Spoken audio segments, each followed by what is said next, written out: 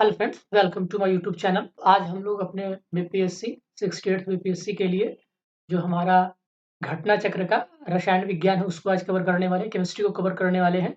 अगर जिन लोगों ने हमारा वीडियो फिजिक्स वाला नहीं देखा है, मैंने घटना चक्र फिजिक्स का ऑलरेडी कवर करा दिया है दोस्तों, तो प्लीज़ जाइए और मेरा वीडियो देखने की कोशिश करिए। अगर आप जो कोई भी आपको प्रॉब्लम आती है मैं उसको सॉल्व करने की कोशिश करूँगा। ठीक है, तो बिना देर के हुए अपने वीडियो को शुरू करते हैं। हमारा जो सवाल है, पहला सवाल होगा, निम्नलिखित में से कौन सा एक तत्व नहीं है?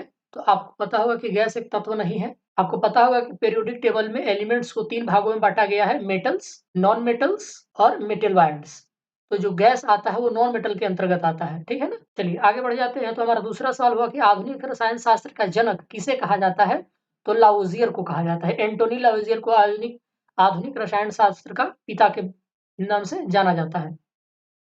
दोस्तों यहाँ पर कुछ क्वेश्चन है, हम इसको कर लेते हैं कि हाइड्रोजन बम जो है किसके सिद्धांत पर कार्य करता है? तो वो काम करता है आपका अनियंत्रित संलयन प्रतिक्रिया के द्वारा, ठीक है? Nuclear fission reaction.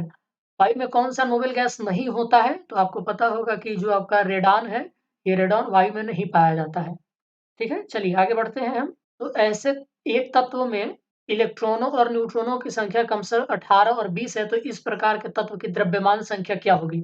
दोस्तों, नंबर ऑफ इलेक्ट्रॉन्स बराबर नंबर ऑफ प्रोटॉन्स। आपको पता होगा कि नंबर ऑफ इलेक्ट्रॉन्स बराबर नंबर ऑफ प्रोटॉन्स बराबर ये हो जाता है आपका परमाणु संख्या यानी कि एटॉमिक नंबर। तो इलेक्ट्रॉनों की संख्या कितना है? 18 है। तो और आपको पता होगा कि द्रव्यमान संख्या जो होता है वो होता है number of proton plus number of neutron, ठीक है ना? और नंबर ऑफ प्रोटॉन और नंबर ऑफ इलेक्ट्रॉन्स बराबर होते हैं, यानी कि नंबर ऑफ इलेक्ट्रॉन्स 18 है, तो वही नंबर ऑफ प्रोटॉन्स भी हो जाएगा और न्यूट्रॉन 20 है और दोनों को ऐड कर देंगे तो कितना आ जाएगा? 38 आ जाएगा। ऑप्शन सी आपका सही आंसर है, ठीक है ना? चलिए तो आगे बढ़ जाते हैं हम। हमारा अगला सवाल है कि नाभिक की द्रव्यमान संख्या क्या होती है? तो न्यूट्रॉनों और प्रोटॉनों की संख्या का योग होता है, ठीक है दोस्तों? तो हमारा अगला सवाल हो जाएगा कि प्लूटोनियम न्यूक्लाइड यानी कि Pu 224, 242 और 94 यानी कि इसका एटॉमिक नंबर 94 है और एटॉमिक वेट आपका 242 है कि नाभिक में न्यूट्रॉनों की संख्या कितनी होगी? तो दोस्तों ये जो आपका है 242 ये द्रव्यमान संख्या बताता है और 94 किसको बताता है? नंबर ऑफ इलेक्ट्रॉन्स और नंबर ऑफ प्रोटॉन्स, दोनों ये सेम होते हैं, आपको पता होगा। तो ये दोनों को बताता है। तो नंबर ऑफ प्रोटॉन्स 94 हो गए और द्रव्यमान संख्या में नंबर ऑफ प्रोटॉन्स और नंबर ऑफ न्यूट्रॉन्स दोनों ऐड होते हैं। तो प्रोटॉन आपका 94 है, यहाँ से 94 घटा लीजिए तो आपका आ जाएगा answer option B 148। Option B is the right answer हो जाएगा, ठीक है दोस्तों? चलिए आगे बढ़ जाते हैं। तो एक तत्व के समस्थानिक अलग-अलग होते हैं, तो किसमें अलग-अलग होते हैं?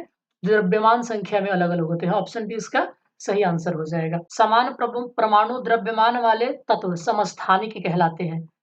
समान परमाणु संख्या वाले, क्षमा करिएगा, परमाणु द्रव्यमान नहीं, समान परमाणु संख्या वाले तत्व समस्थानिक कहलाते हैं, अर्थात जिस तत्व की परमाणु संख्या समान होती है, यानी कि नंबर ऑफ इलेक्ट्रॉन्स और नंबर ऑफ प्रोटॉन्स समान होते हैं, परंतु द्रव्यमान संख्या या परमाणु भार अलग-अलग होता है, वे समस्थानिक कहलाते हैं। समान परमाणु भार वाले तत्व समभारिक कहलाते हैं, ठीक है ना?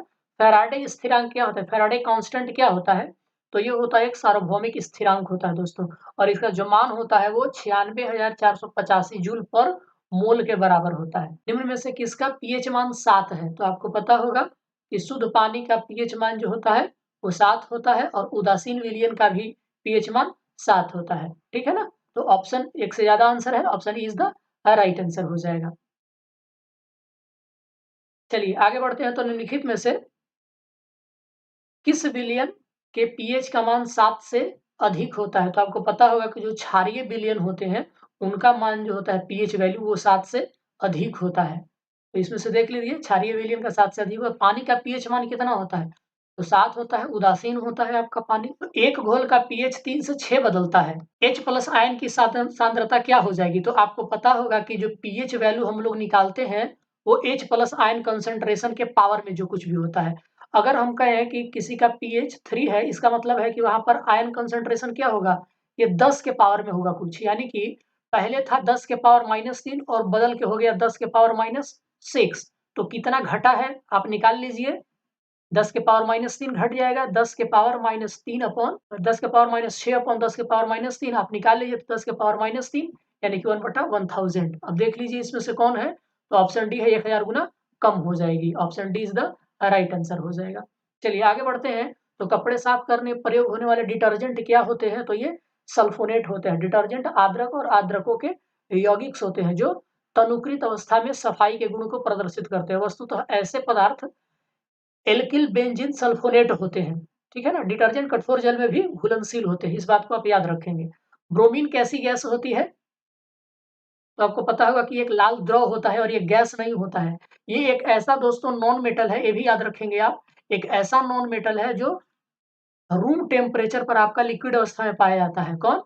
आपका ब्रोमीन। और कौन सा मेटल है जो लिक्विड रूम टेम्परेचर पर लिक्विड अवस्था में पाया जाता है, तो वो हो जाता है आपका हाइड्रोजन यानी कि पारा। तो ब्रोमीन जो है एक गहरा लाल रंग धारित तीक्ष्ण गंध वाला एक वाष्पशील द्रव है। ब्रोमीन का परमाणु संख्या सब जानते हैं कि 35 होता है और रूम टेम्परेचर पर द्रव अवस्था में पाया जाता है। और इसका जो वर्ग होता है हैलोजन वर्ग ग्रुप 70 में पाया जाता है। वह तत्व जो मानव के पसीने के माध्यम से उत्सर्जित होता है वो क्या होता है, तो दोस्तों लगभग सभी इसमें सम्मिलित होते हैं। ऑप्शन ई राइट आंसर हो जाएगा। तो देखिए क्या-क्या होता है, सोडियम होता है, पोटेशियम होता है, कैल्शियम होता है, मैग्नीशियम होता है, जिंक होता है, आयरन होता है, ठीक है ना? इसीलिए ऑप्शन ई इसका सही आंसर हो जाएगा। वेल्डिंग में प्रयोग होने वाली गैसें कौन-कौन सी होती हैं, तो ऑक्सीजन और एसिटिलीन होती है। ऑप्शन सी इसका सही आंसर हो जाएगा। तो एसिटिल और ऑक्सीजन अभिक्रिया द्वारा ताप के माध्यम से धातुओं को पिघलाकर जोड़ने अथवा ठीक करने का काम किया जाता है। ऑक्सी एसिटिलीन होता है जो वेल्डिंग को सबसे अधिक प्रभावी बनाता है और यही सबसे ज्यादा प्रचलित भी है। नीला थोथा का रासायनिक नाम क्या है, तो नीला दोस्तों कॉपर सल्फेट होता है। ब्लू विट्रियोल जिसको कहते हैं अंग्रेजी में हम, ये कॉपर सल्फेट यानी CuSO4 और 5H2O होता है। यह लवण निर्जलीकृत अवस्था में रंगहीन होता है, परंतु हाइड्रेटेड लवण नीले रंग का हो जाता है। मतलब कि अगर इससे हम पानी को निकाल दें तो ये कोई रंग नहीं मतलब शो करता है, लेकिन जैसे इसके अंदर हाइड्रेटेड यानी कि पानी की मात्रा समाहित हो जाती है तो ये नीला हो जाता है, इसीलिए इसको हम नीला थोथा कहते हैं, ठीक है ना। और यह जो है एल्कोहल में अघुलनशील होता है। आगे बढ़ते हैं। तो गैल्वेनाइज्ड लोहे के पाइप पर कौन-सी परत होती है? तो गैल्वेनाइज़ेशन आपको पता होगा कि जस्ते की वजह से गैल्वेनाइज़ेशन किया जाता है। निम्नलिखित में सबसे भारी धातु कौन-सा है? तो प्लैटिनम सबसे भारी धातु है। अब दोस्तों यहाँ ध्यान रखेंगे कि यहाँ भारी का मतलब जो पूछा गया है वो घनत्व से पूछा गया है। यानी कि सबसे ज़्यादा घनत्व जो होता है वो प्लैटिनम का होता है 21.45 ग्राम पर घन सेंटीमीटर और चांदी का जो घनत्व होता है वो 10.5 ग्राम पर घन सेंटीमीटर, पारा का 13.54 ग्राम पर घन सेंटीमीटर और सोने का 19.32 ग्राम पर घन सेंटीमीटर होता है। ये घनत्व है, तो सबसे ज्यादा घनत्व किसका है? प्लैटिनम का है। एक हाइड्रोजन जिसमें कार्बन के 2 परमाणु द्विबंध जुड़े हों वो क्या कहलाता है? वो एल्कीन कहलाता है, ठीक है ना। तो केवल कार्बन और हाइड्रोजन द्वारा यौगिक हाइड्रोकार्बन कहलाते हैं। आपको पता होगा कि कार्बन-कार्बन द्विबंध वाले असंतृप्त श्रृंखला को एल्कीन कहते हैं। मतलब कार्बन-कार्बन डबल बॉन्ड क्या होता है? ये एल्कीन कहलाता है। कार्बन-कार्बन सिंगल बॉन्ड क्या कहता है? एल्केन कहलाता है। और कार्बन-कार्बन ट्रिपल बॉन्ड क्या कहलाता है? एल्काइन्स कहलाते हैं, ठीक है ना?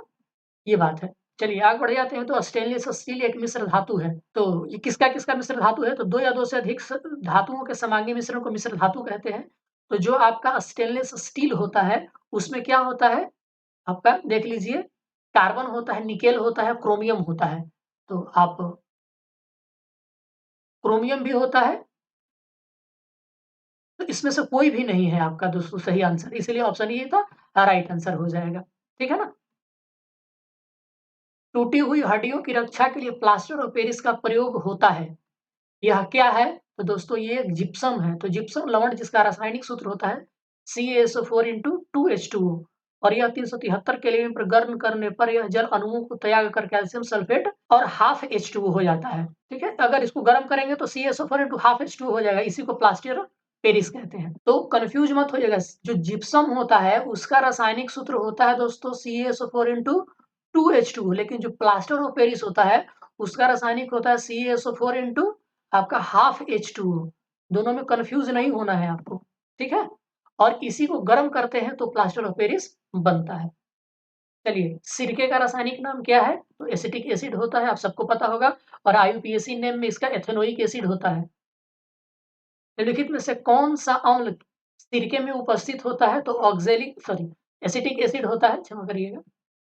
एसिटिक एसिड होता है, अभी हमने देखा ऊपर कार के बैटरी में उपयोग होने वाला अम्ल कौन-सा होता है? तो सल्फ्यूरिक अम्ल इस्तेमाल होता है और ये विद्युत अपघट्य के रूप में इस्तेमाल होता है, यानी कि इलेक्ट्रोलाइट के रूप में इसका इस्तेमाल किया जाता है। सोडा वाटर की बोतल खोलने पर निकलने वाली गैस कौन-सी होती है? तो सबको पता होगा कि कार्बन डाइऑक्साइड होती है ये, ठीक है ना? चलिए, अगला सवाल हमारा है कि प्लास्टर ऑफ पेरिस का सूत्र क्या होता है? देखो दोस्तों, मैंने अभी बताया कि प्लास्टर ऑफ पेरिस का जो सूत्र है वो क्या होता है।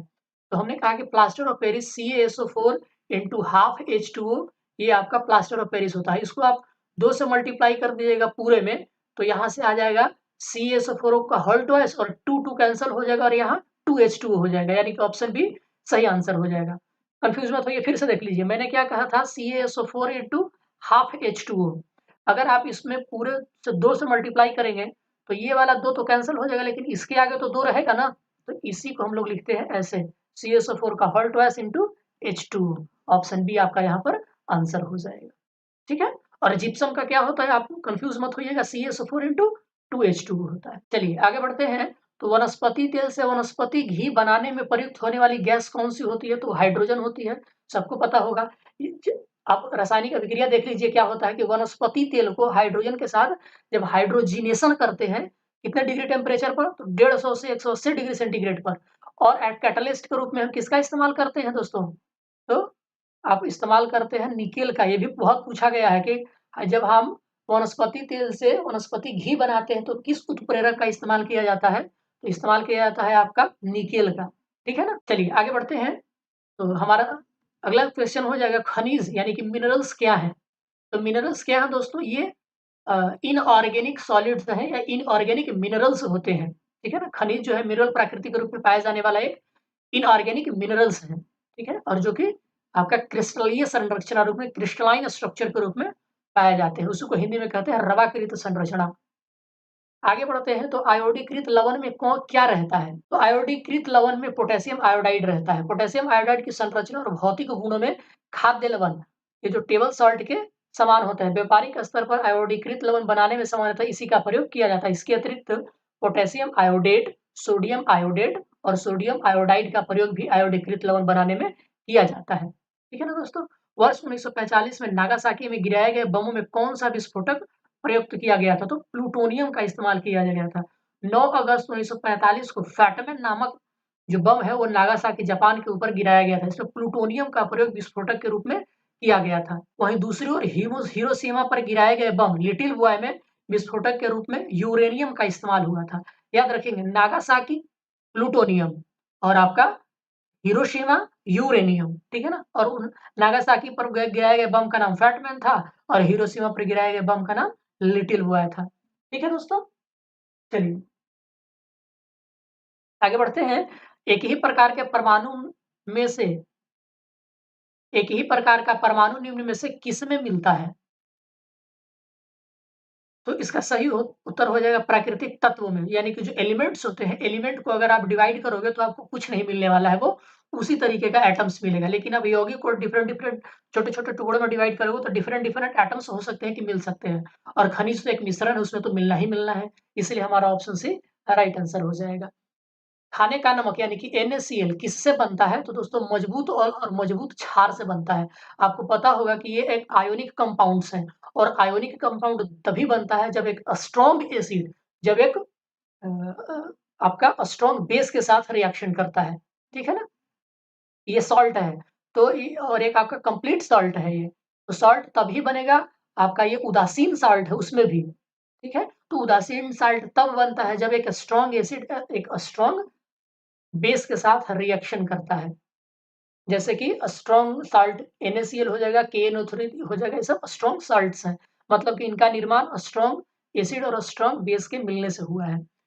अगला है कि सभी जैव यौगिकों का अनिवार्य मूल तत्व क्या है? तो कार्बन है, इसमें तो कोई बताने वाली बात है नहीं। सबसे अधिक क्रियाशील धातु कौन-सी होती है? तो पोटेशियम होती है। आपके सामने एक सीरीज रखा हुआ है, आप इसको ध्यान से देख लीजिए। सबसे ज़्यादा अभिक्रियाशील कौन होता है? पोटेशियम होता है, उसके बाद सोडियम होता है, उसके बाद कैल्शियम होता है और उसके बाद आयरन होता है। आप इस क्रम को याद रखेंगे दोस्तों। ऑक्सीजन जो है अनुपस्थित होता है, किसमें अनुपस्थित होता है? तो केरोसिन में ऑक्सीजन नहीं होता है। ठीक है ना? रासायनिक रूप से केरोसिन जो है मिट्टी के अंदर एक हाइड्रोकार्बन है और ये एक मिश्रण है। तो हाइड्रोकार्बन में केवल कार्बन और क्या होते हैं? हाइड्रोजन होते हैं। टेफ्लॉन निम्नलिखित में से किस एकलक का बहुलक है? तो टेफ्लॉन जो होता है दोस्तों टेट्राफ्लोरोएथिलीन का बहुलक होता है वो। तो पॉलीटेट्रा एथिलीन पीटीएफई इसका नाम है, पॉलीटेट्राफ्लोरोइथिलीन। वो आमतौर पर टेफ्लॉन के नाम से जाना जाता है और ये ठोस फ्लोरोकार्बन्स है और इसका जो डेंसिटी होता है वो 2.2 ग्राम पर सेंटीमीटर क्यूब होता है। इसका जो आपका मेल्टिंग पॉइंट है 327 डिग्री सेंटीग्रेड होता है और इसका जो विशिष्ट बर्तनों पर न चिपकने वाली नॉन स्टिक सतह के रूप में प्रयोग किया जाता है। तो टेफ्लॉन किसका बहुलक है? तो टेट्राफ्लोरोइथिलीन का।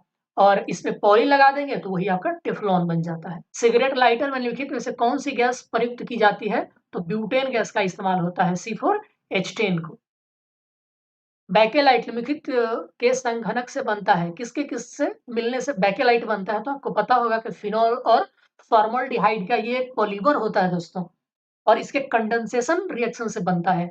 आप केमिस्ट्री में पढ़ते हो एल्डोल कंडेंसेशन रिएक्शन, आपको वहीं पर आपको मिलेगा बेकेलाइट का formation with the help of phenols and formaldehyde. तो बेकेलाइट एक आरंभिक प्लास्टिक है, इसका रासायनिक नाम पॉलीऑक्सी बेंजाइल मिथिलीन ग्लाइकोलेन हाइड्राइड, इसका ये नाम है। एक बार फिर से सुन लीजिए, पॉलीऑक्सी बेंजाइल मिथिलीन ग्लाइकोलेन हाइड्राइड। यह थर्मोसेटिंग फिनॉल फॉर्मल्डिहाइड रेजिन होता है जो कि फिनॉल और फॉर्मल्डिहाइड से संघनन प्रक्रिया यानी कि कंडेंसेशन रिएक्शन के फलस्वरूप बनता है और इसकी खोज जो है 1907 से 1909 के मध्य बेल्जियम के रासायनिक लियो बैंकेलैड ने की थी, इसलिए इसका नाम बेकेलाइट पड़ गया है। दोस्तों इसका इस्तेमाल आपको मैं बता देता हूँ, जो भी आप स्विच देखते हैं घर में, बोर्ड्स देखते हैं, वो सब बेकेलाइट के बने होते हैं। जितने भी हार्ड प्लास्टिक आप इलेक्ट्रॉनिक इक्विपमेंट में देखते होंगे, जनरली बोर्ड वगैरह में, तो सर्किट में जो भी हार्ड प्लास्टिक का इस्तेमाल किया जाता है उसमें बेकेलाइट का इस्तेमाल होता है। निम्नलिखित में से कौन सा तरलीकृत पेट्रोलियम गैस का एक प्रमुख घटक है? तो आपको पता होगा कि इसमें कौन-कौन से गैस होते हैं, तो प्रोपेन होते हैं और ब्यूटेन होते हैं। एक से अधिक आंसर ऑप्शन ई सही हो जाएगा। प्रोपेन और ब्यूटेन दोनों सही है, option E is the right answer. तो ब्यूटोन सबसे ज्यादा होता है 65% और प्रोपेन लगभग 35% होता है। और कभी-कभी इसमें अन्य गैसें भी मिली होती है, जैसे हाइड्रोकार्बन जैसे इथेन भी कभी-कभी मिला दिया जाता है। ट्राइग्लिसराइड क्या होता है? तो ट्राइग्लिसराइड एक वसा होता है दोस्तों, हमारे शरीर में पाया जाने वाला एक वसा है। तो जो हमारे शरीर में ऊर्जा बच जाती है वो ट्राइग्लिसराइड के रूप में परिवर्तित होकर के वो संचित रहती है और बाद में जब हमारे शरीर में ऊर्जा की कमी होती है तो इसी फैट का इस्तेमाल हमारे इससे शरीर की कोशिकाएं ऊर्जा प्राप्त करने के रूप में करती हैं।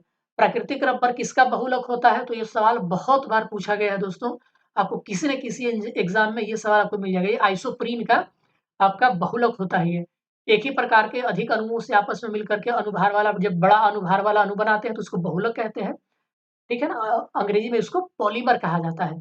तो आइसोप्रीन एक कार्बनिक पदार्थ है, यानी कि ऑर्गेनिक कंपाउंड्स है और ये प्राकृतिक रबर का ये बहुलक होता है आइसोप्रीन। तो ये आपका फार्मूला होता है। ग्रेफाइट और हीरे के बारे में निम्न में से कौन सा कथन सत्य है? तो देख लीजिए, वे दोनों में सत्य यही है कि वे एक समान रासायनिक प्रक्रिया से गुजर सकते हैं क्योंकि अल्टीमेटली दोनों कार्बन ही हैं।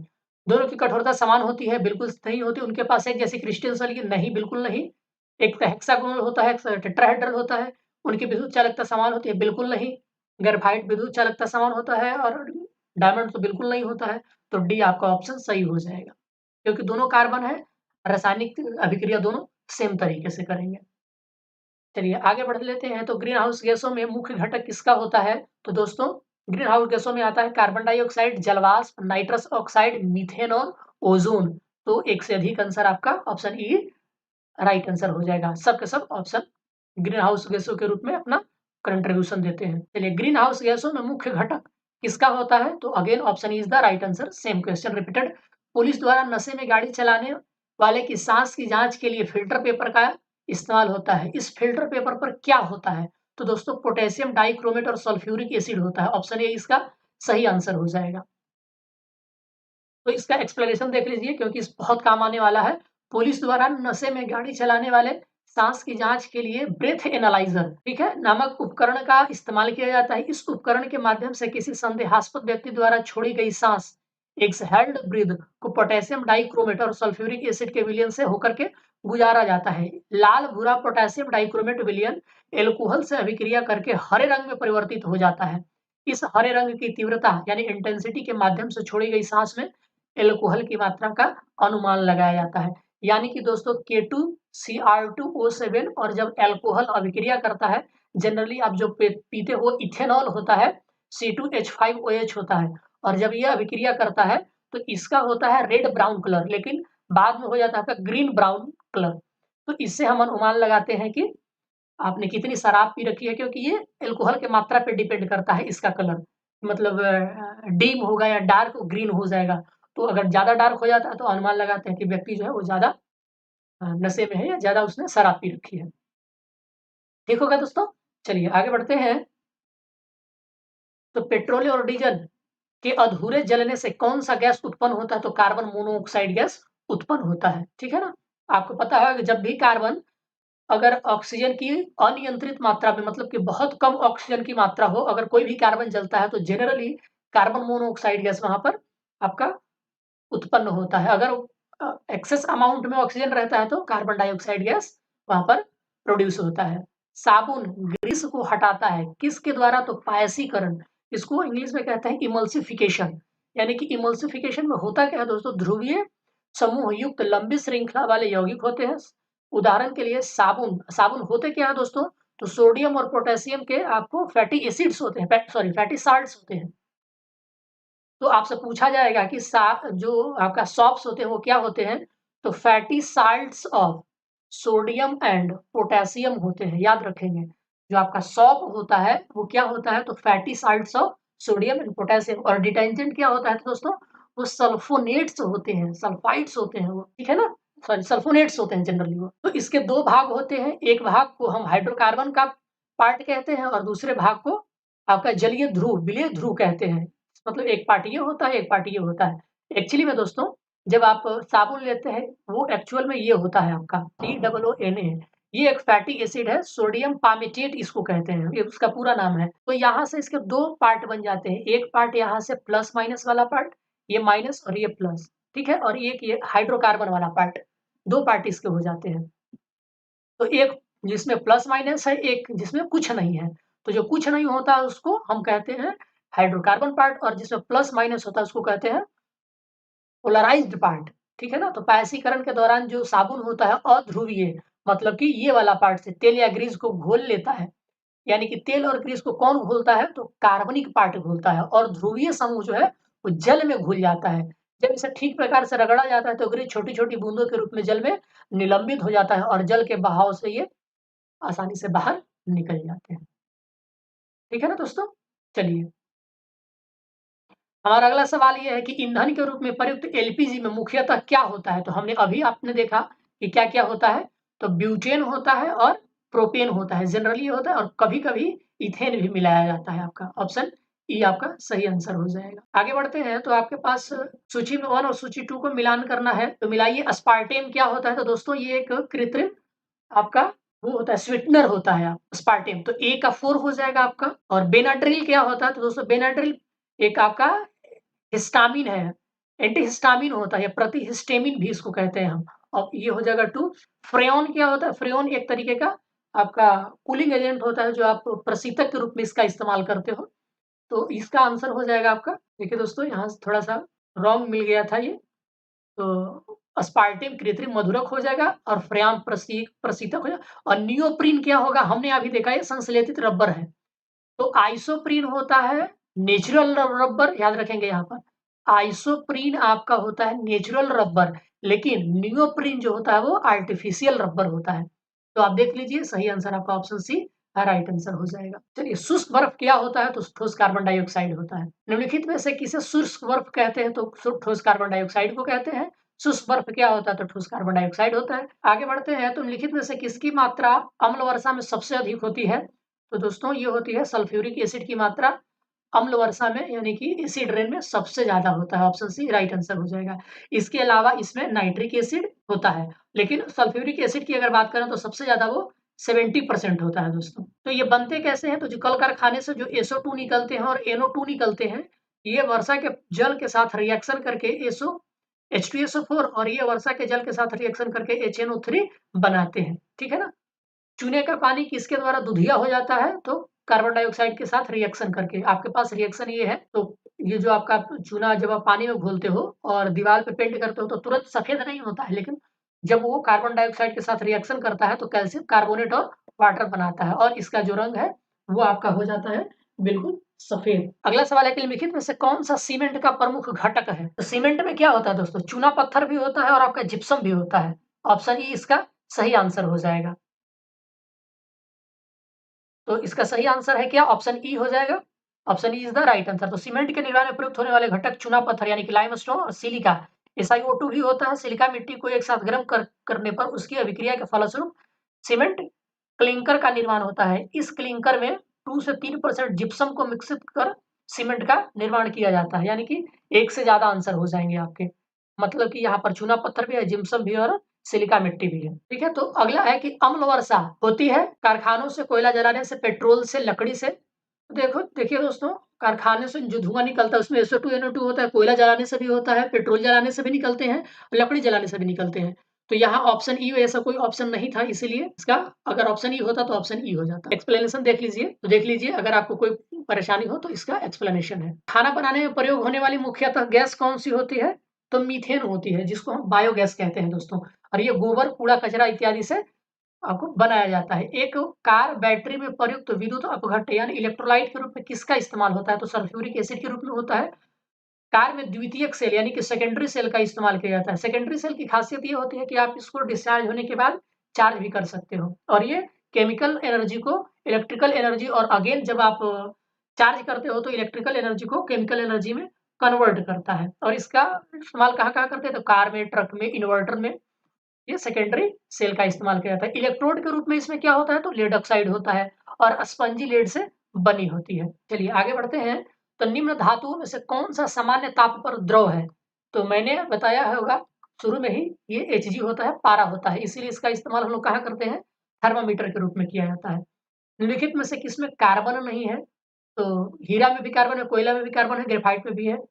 उपरोक्त में से कोई नहीं, सब में कार्बन है, ऑप्शन डी इसका सही आंसर हो जाएगा। ठोस कपूर से कपूर वाष्प बनने की प्रक्रिया को क्या कहते हैं? तो सब्लिमेशन कहते हैं, ऊर्ध्वपातन कहते हैं। दोस्तों मैं यहाँ से आपसे एक सवाल पूछता हूँ कि अगर कोई मैटर अगर गैसीय अवस्था से सीधे सॉलिड अवस्था में चला जाता है, ये सवाल मुझे नहीं पता कि कहीं पूछा गया है कि नहीं, लेकिन बहुत ही स्ट्रॉन्ग सवाल है कि अगर गैस सॉलिड में बनता है तो उसको हम क्या कहते हैं? अगर आपको पता हो तो प्लीज़ कमेंट करके बताओ हमें। निम्नलिखित में से सबसे सख्त हार्ड कौन होता है? तो सबसे हार्ड तो हीरा ही होता है दोस्तों, सबसे कठोर प्रकृति में होता है। हीरा में प्रत्येक परमाणु कार्बन अन्य 4 कार्बन परमाणुओं के प्रबल बलों द्वारा जुड़ा रहता है। इसके फलस्वरूप ये जो है 3 डायमेंशनल एक हार्ड संरचना बनाती है और इसका इस्तेमाल काँच को काटने और कठोर पत्थर में छिद्र करने वाले औजार बनाने में किया जाता है। पीतल के बर्तनों को कलई करते समय गर्म बर्तन की सफाई के लिए प्रयोग किए जाने वाले अमोनियम क्लोराइड चूर्ण से निकलने वाला धुआँ कौन-सा होता है? तो ये अमोनिया और हाइड्रोक्लोरिक एसिड होता है दोस्तों, ठीक है ना? पीतल के बर्तनों को कलई करते समय गर्म बर्तन की सफाई के लिए प्रयोग किए जाने वाला अमोनियम क्लोराइड चूर्ण से निकलने वाला धुआँ अमोनियम और आपका हाइड्रोक्लोरिक एसिड होता है। तो अमोनियम क्लोराइड होता है NH4Cl। अगर आप इसको गर्म करेंगे तो ये अमोनिया गैस NH3 और HCl आपका गैस निकलता है, ठीक है ना? चलिए आगे बढ़ जाते हैं। तो निम्न पदार्थों में से कौन-सा पदार्थ खाने की वस्तुओं के परीक्षण के ये प्रयोग होता है? तो इसका सोडियम सोडियम बेंजोएट के जो है आपका जो खाने वाली चीज़ों को प्रिज़र्व करने में इस्तेमाल किया जाता है। पारद धातु मिश्रण है, किसका-किसका मिश्रण है? अतिरंगीन मिश्र धातु, कार्बन युक्त मिश्र धातु, पारद युक्त मिश्र धातु। आप आंसर देख लीजिए। अपघर्षण के लिए अति प्रतिरोधक क्षमता वाली मिश्र धातु, तो इसका पारद मिश्र धातु, पारद युक्त मिश्र धातु है। ऑप्शन सी इसका सही आंसर हो जाएगा दोस्तों। इसका आंसर है आपका ऑप्शन सी। नींबू खट्टा किस कारण से होता है दोस्तों? क्योंकि इसमें साइट्रिक एसिड पाया जाता है। ऑप्शन डी इसका सही आंसर हो जाएगा। तो वाहनों से निकलने वाली गैस कौन-सी होती है? तो कार्बन डाइऑक्साइड भी होता है, कार्बन मोनोऑक्साइड भी होता है, नाइट्रोजन के ऑक्साइड भी होते हैं, सल्फर डाइऑक्साइड भी होता है और हाइड्रोकार्बन्स भी होते हैं। यानी कि यहाँ ऑप्शन ई नहीं है, अगर ऑप्शन ई होता तो सही आपका हो जाता। स्टील को कठोरता प्रदान करने के लिए क्या बढ़ाई जाती है? तो कार्बन की मात्रा बढ़ाई जाती है दोस्तों स्टील में कठोरता बढ़ाने के लिए। तो लोहे में जितना कार्बन अधिक मिलाते हैं इस्पात उतना ही कठोर बनता है। कठोरता बढ़ाने के लिए उसकी भंगुरता भी बढ़ती जाती है। ठीक है ना? किस खनिज से रेडियम प्राप्त किया जाता है? तो पिंच ब्लेड से आपका रेडियम प्राप्त किया जाता है। पिंच ब्लेड रेडियम का एक अयस्क है, लेकिन पिंच ब्लेड में रेडियम का अनुपात अधिक कम लेकिन बहुत कम होता है।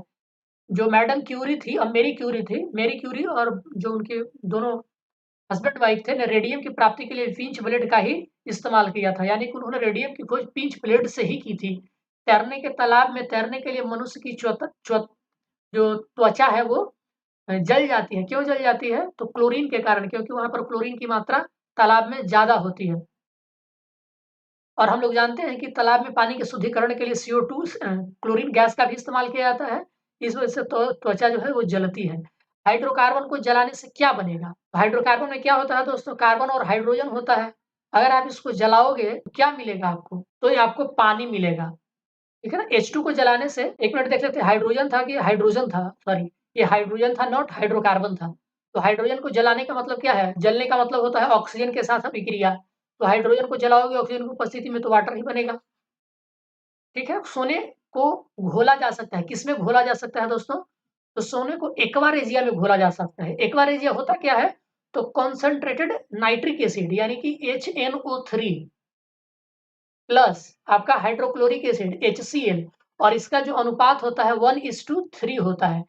मतलब कि अगर आप 4 ग्राम एक्वा रेजिया ले रहे हैं तो उसमें से 1 ग्राम आपका HNO3 और 3 ग्राम HCl होना चाहिए। और इसको अम्लराज या एक्वा रेजिया भी कहते हैं, और इसी में ये सबसे कहते हैं कि स्ट्रॉन्गेस्ट एसिड होता है, और इसी में सोना आसानी से घुल जाता है। तो इसका सही आंसर क्या होगा? तो कोई भी इसमें सही आंसर नहीं है। अब दोनों को अलग-अलग करेंगे तो नहीं होगा, दोनों को उचित मिश्रण का मतलब 1:3 अनुपात में।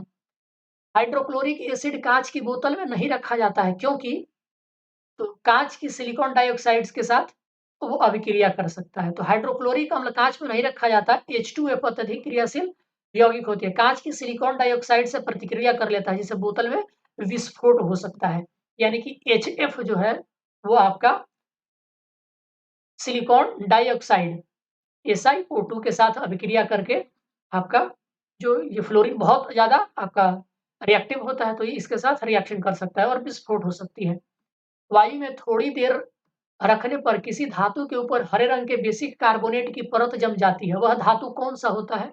तो तांबा होता है। तो वायु में थोड़ी देर रखने के बाद तांबा धातु के ऊपर हरे रंग के बेसिक कार्बोनेट की परत जम जाती है। वस्तुतः यह वायु में तांबे के ऑक्सीकरण का परिणाम है। इसे पटीना कहा जाता है। विस्फोटक नाइट्रोग्लिसरीन क्या है? तो दोस्तों नाइट्रोग्लिसरीन जो है एक तरीके का एस्टर है।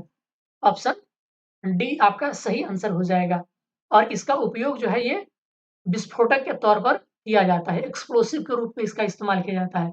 घरेलू एलपीजी सिलेंडरों में दाब मापक नहीं प्रदान किए जाते, क्योंकि ये एलपीजी के द्वारा चोक हो जाते हैं। एलपीजी में अत्यधिक दाब पर संपीड़न कर गैस को द्रवीकृत किया जाता है। इसमें दाब मापक लगाने से दाब मापक के चोक हो जाने की संभावना रहती है, तो दाब मापक नहीं लगाया जाता है। जस्ते से एक बर्तन पर विद्युत लेपन की विधि में क्या किया जाता है? तो बर्तन को ऋण ध्रुव और शुद्ध जस्ते को धन ध्रुव बनाया जाता है। यानी कि अगर आपको गैल्वेनाइज़ेशन करना हो, तो जिस मेटल का करना हो उस मेटल का शुद्ध रूप और एक जस्ता आप ले लीजिए, तो यहाँ का जो जस्ता है वो इसके ऊपर जाकर के बैठ जाएगा और गैल्वेनाइज़ेशन होता है। और ये जो आपका मेटल है, ये आपका नेगेटिव टर्मिनल की तरफ बिहेव करता है, और जो आपका जस्ता है वो पॉजिटिव टर्मिनल की तरफ बिहेव करता है। ऑप्शन सी इसका सही आंसर हो जाएगा, ठीक है? स्टेनलेस स्टील एक मिश्र धातु है। किसका-किसका मिश्र धातु है? तो देखिए दोस्तों, स्टेनलेस स्टील जो होता है वो 89.4% आयरन होता है, क्रोमियम 10% होता है, मैंगनीज 0.35% होता है और कार्बन 0.25% होता है। और इसमें सिलिकॉन नहीं मिलाया जाता, बल्कि अल्प मात्रा में निकेल मिलाया जाता है, इसलिए ऑप्शन ई आपका सही आंसर हो जाएगा। निम्नलिखित में से किस खनिज द्वारा लोहा प्राप्त किया जाता है? तो आपका हेमेटाइट से प्राप्त किया जाता है, ठीक है? चूने का पत्थर नहीं, पिंच ब्लेड आपका पता होगा।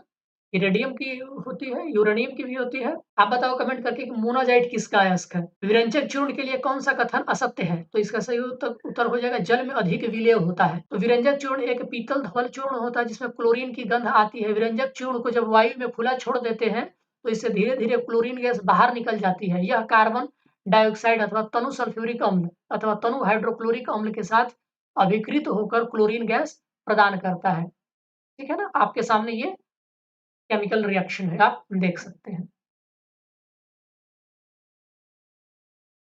स्टेनलेस स्टील एक मिश्र धातु है, किसका तो लोहे और क्रोमियम का, ये ऑप्शन सी सही उत्तर हो जाएगा। जस्ते से एक आयतन भाग यानी कि घनत्व 7100 किलोग्राम प्रति मीटर क्यूब को दो आयतन भाग तांबा और 8900 किलोग्राम पर मीटर क्यूब से मिलाने पर पीतल बनता है। पीतल का घनत्व कितना होगा? तो ये बहुत पहले पूछा गया था, ये न्यूमेरिकल है दोस्तों, केमिस्ट्री का न्यूमेरिकल है वो भी। तो 3 भाग पीतल मतलब 1 भाग जस्ता और 2 भाग तांबा। तो आप मिला लीजिए, 1 भाग पीतल बराबर क्या हो जाएगा, यहाँ से 3 से डिवाइड कर दीजिए, तो आपका आ जाएगा 8300 किलोग्राम पर मीटर क्यूब। निम्नलिखित में से किसमें ऋणात्मक आवेश होता है? एक्स किरण, अल्फा किरण, बीटा किरण, गामा किरण। तो आपको पता होगा कि बीटा किरण आपका ऋणात्मक होता है।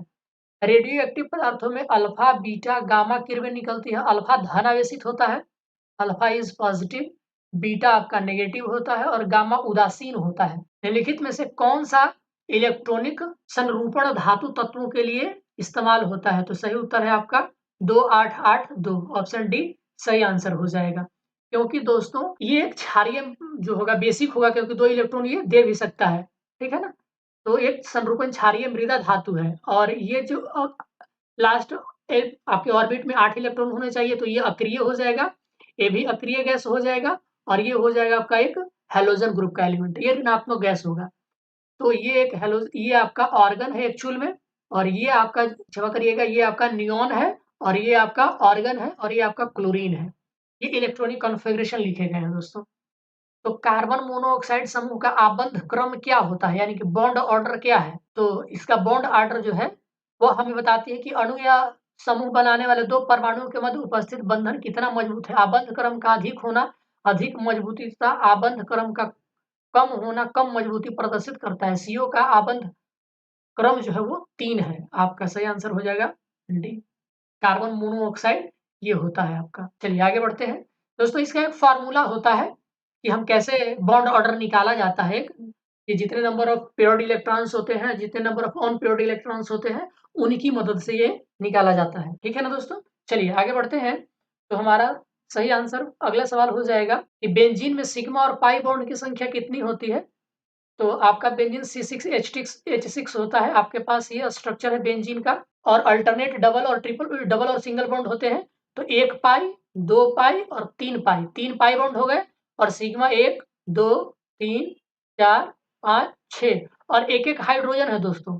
हाइड्रोजन के साथ भी सिग्मा बॉन्ड, तो कितने हाइड्रोजन है? 6 हाइड्रोजन भी है, तो 6, 6, 12 आपका सिग्मा बॉन्ड हो जाएगा और 3 आपका पाई बॉन्ड हो जाएगा। ऑप्शन सी सही आंसर है। अगला सवाल है कि भारी पानी वह पानी होता है जो जिसमें हाइड्रोजन का स्थान जो है आइसोटोप ले लेता है। यानी कि हाइड्रोजन में समस्थानिक ड्यूटेरियम होता है। यदि जल का निर्माण H2 से न होकर के ड्यूटेरियम से हो, तो उस पानी को हम हार्ड वाटर या हेवी वाटर कहते हैं। ठीक है ना? H2 हार्ड वाटर नहीं, सॉरी, हेवी वाटर कहते हैं। हार्ड वाटर तो कुछ और होता है, उसमें कैल्शियम के या मैग्नीशियम के सॉल्ट घुले होते हैं, उसको हार्ड वाटर कहा जाता है, और ये हेवी वाटर है। अगला सवाल है कि जिस तत्व के परमाणु में 2 प्रोटॉन, 2 न्यूट्रॉन और 2 इलेक्ट्रॉन्स हों, उस तत्व की द्रव्यमान संख्या कितनी होगी? तो द्रव्यमान संख्या प्रोटॉन प्लस न्यूट्रॉन संख्या 4 आप ले लीजिए। सल्फर डाइऑक्साइड अणु का आकार कौन सा है? तो सल्फर डाइऑक्साइड एसिड होता है, ये अष्टफलकीय होता है दोस्तों। ऑप्शन बी राइट आंसर हो जाएगा। इसी परमाणु नाभिक का आइसोटोप वह नाभिक होता है जिसमें प्रोटॉनों की संख्या वही होती है परंतु न्यूट्रॉनों की संख्या भिन्न होती है। आइसोटोप समस्थानिक कहते हैं, मतलब कि जिसमें कि परमाणु संख्या समान हो लेकिन परमाणु द्रव्यमान डिफरेंट हो। तो परमाणु संख्या प्रोटॉनों की संख्या को कहते हैं, यानी कि प्रोटॉन की संख्या सेम, और द्रव्यमान में तो प्रोटॉन की संख्या न्यूट्रॉन की संख्या दोनों होती है, यानी कि न्यूट्रॉन की संख्या डिफरेंट हो जाए तो परमाणु द्रव्यमान डिफरेंट हो जाएगा। ठीक है, आगे बढ़ते हैं। तो हमारा अगला सवाल हो जाएगा कि एक तत्व X के बाह्यतम कक्षा में 4 इलेक्ट्रॉन्स हैं, हाइड्रोजन के साथ उसके यौगिक का कौन सा सूत्र सही होगा? तो दोस्तों XH4 होगा। ठीक है ना, क्योंकि एक एक इलेक्ट्रॉन हर हाइड्रोजन को देगा, क्योंकि हाइड्रोजन को एक इलेक्ट्रॉन की कमी है। ठीक है, तो आ जाएगा XH4 आपका, ये आपका सही हो जाएगा। दूध किसका उदाहरण है दोस्तों? तो दूध एक इमल्सन होता है और कोलाइडल मीडियम भी होता है। हालाँकि दोस्तों ये आंसर बी एंड सी दिया है, लेकिन दूध जो होता है दोस्तों ये आपका कोलाइडल और विषमांगी मिश्रण इमल्सन भी होता है। ऑप्शन बी एंड सी, अगर यहाँ पर ई ऑप्शन होता, ई आपका सही आंसर हो जाता। देख लेते हैं कि कोलाइडल एक विषमांगी मिश्रण होता है। इस मिश्रण में कण बहुत सूक्ष्म होते हैं। कोलाइडल के कई रूप हैं, जैसे कि एरोसॉल, इमल्सन, जेल। तो एरोसॉल क्या होता है? गैस में जब द्रव का मिश्रण होता है, ठीक है ना? इमल्सन क्या होता है? जब द्रव में ठोस का मिश्रण होता है, तब उसको हम इमल्सन कहते हैं दोस्तों। और जेल किसको कहते हैं? जब ठोस में द्रव का मिश्रण होता है, तो उसको हम जेल कहते हैं। ये आपसे पूछा जा सकता है कि जब गैस में अगर द्रव मिलाएंगे तो क्या बनेगा? तो वो बनेगा एरोसॉल, याद रखेंगे। जब हम द्रव में ठोस मिलाएंगे तो ये बनेगा आपका इमल्सन, यानी कि जो दूध होता है, दूध में आपका जो दूध लिक्विड में आपका जो आपका फैट होता है ना, वो तैरता रहता है, इसीलिए इसको इमल्सन कहते हैं। फैट आपका सॉलिड हो गया और लिक्विड पानी जो है वो द्रव हो गया, तो द्रव में आपका ठोस मिला होता है, उसको इमल्सन कहते हैं। और जो जेल होता है वो ठोस में द्रव मिला होता है, ठोस में द्रव मिला होता है जेल, तो इसको हम जेल कहते हैं, ठीक है ना? और दूध, फेस क्रीम, ये सब इमल्सन के उदाहरण है। इस प्रकार दूध इमल्सन भी है और जो एक कोलॉइडल विलयन भी है, ठीक है? आगे बढ़ते हैं तो आपका हो जाएगा अल्कोहल खमीर का आखिरी उत्पाद यानी प्रोडक्ट क्या है? तो खमीर क्या प्रोडक्ट करता है? तो इथाइल अल्कोहल प्रोड्यूस करता है।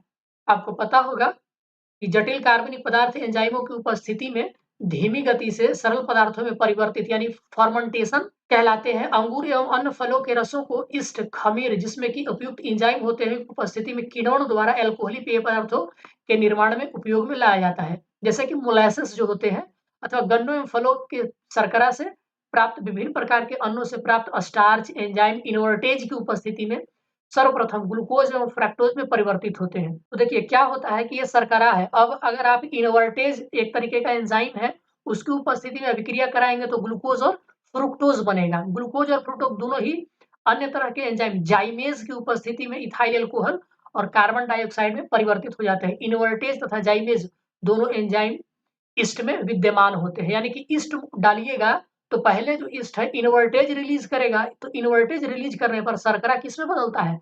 ग्लूकोज और फ्रुक्टोज में। अब बाद में ये ग्लूकोज और ये फ्रुक्टोज जो है वो जाइमेज के द्वारा इथाइल अल्कोहल में परिवर्तित हो जाता है। तो लास्ट प्रोडक्ट क्या बना?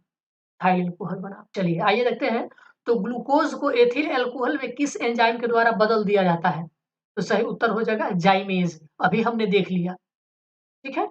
अगर यही आपसे पूछता यहाँ पर शर्करा को ग्लूकोज में किससे बदलते हैं? इनवर्टेज से। और फिर आपका ग्लूकोज को इथाइल अल्कोहल में कौन बदलता है? तो जाइमेज बदलता है। शक्कर के किण्वन से क्या बनता है? तो अभी आपने देखा कि इथाइल अल्कोहल बनता है। ऑप्शन ए इसका सही आंसर हो जाएगा। Option A is the right answer. Repeated question था दोस्तों ये। अगला सवाल है कि ग्लूकोज का सूत्र क्या होता है? तो सबको पता होगा कि ग्लूकोज का सूत्र क्या होता है? C6H12O6। यूरिया में उपस्थित कौन-कौन से तत्व यूरिया में उपस्थित होते हैं? तो यूरिया का ये होता है दोस्तों केमिकल स्ट्रक्चर आपका CONH2 का हॉल ट्वाइस। तो कार्बन, नाइट्रोजन, ऑक्सीजन और आपका हाइड्रोजन। ऑप्शन डी इसका सही आंसर हो जाएगा। यूरिया में लगभग 46% नाइट्रोजन होता है। एमाइड के रूप में उपस्थित होते हैं। एमाइड का मतलब दोस्तों NH2 ग्रुप, एमाइड ग्रुप है ये।